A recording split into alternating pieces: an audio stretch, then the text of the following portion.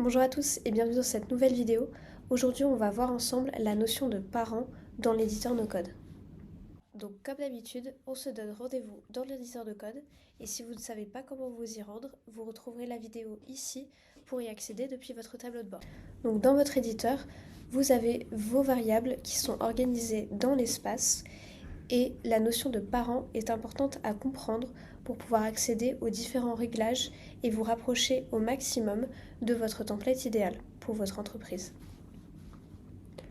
Votre variable, vous pouvez cliquer dessus et vous allez pouvoir accéder sur la droite à un menu avec différents points sur lesquels vous pouvez intervenir, que ce soit la taille, le font, le format, la famille de police et beaucoup d'autres.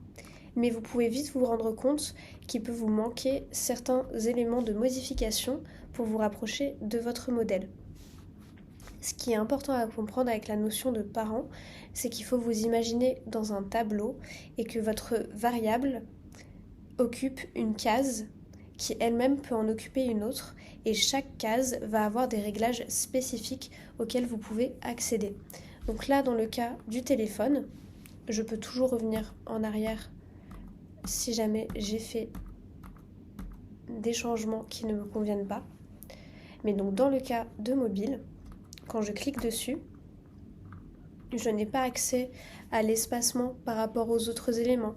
Je n'ai pas accès non plus aux conditions d'affichage. Donc pour pouvoir les retrouver, je pars du plus petit, la variable, et ensuite j'ai la flèche vers le haut pour sélectionner le parent. Et là je vois que ce qui est sélectionné, ça va être toute ma ligne.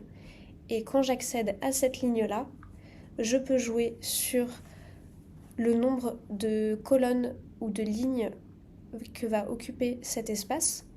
Donc là, je vais rester sur 1. Et dans les espacements, les éléments les uns par rapport aux autres, ici, j'ai accès à la marge intérieure. Je vais pouvoir en rajouter sur la gauche, en bas, en haut, au pixel près pour pouvoir positionner mon élément de façon très précise.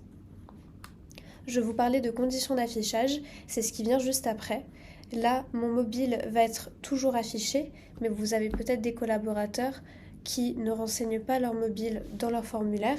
Et donc, il est important de conditionner correctement pour que votre template soit dynamique. Tous ces éléments-là ne sont pas accessibles au niveau de la variable et sans connaître la notion de parent, vous passez à côté de beaucoup de réglages qui sont très utiles pour avoir un template puissant, efficace et surtout centralisé pour que vous ayez qu'un seul template pour toute votre entreprise et tous les scénarios possibles. Donc n'hésitez pas si vous avez une question ou si vous avez le moindre problème, l'adresse email est dans la description et je vous dis à bientôt dans une prochaine vidéo.